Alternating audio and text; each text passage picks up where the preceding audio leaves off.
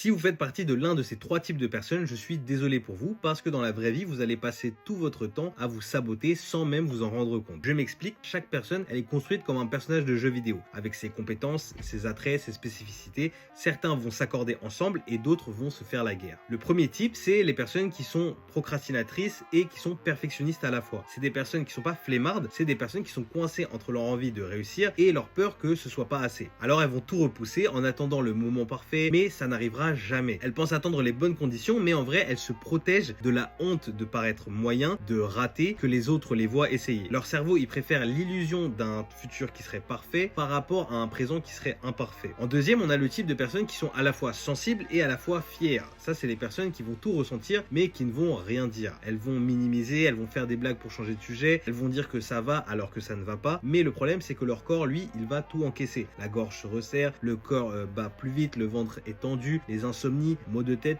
fatigue, etc. Et le truc, c'est que un jour, tôt ou tard, elles vont finir par exploser, juste pour un détail qui pourrait paraître minime, mais c'est juste parce qu'elles ont passé tout leur temps au préalable à encaisser. Enfin, le troisième type de personnes, on a ceux qui sont ambitieux et qui sont anxieux à la fois. Ils veulent tout réussir, ils veulent s'élever, etc.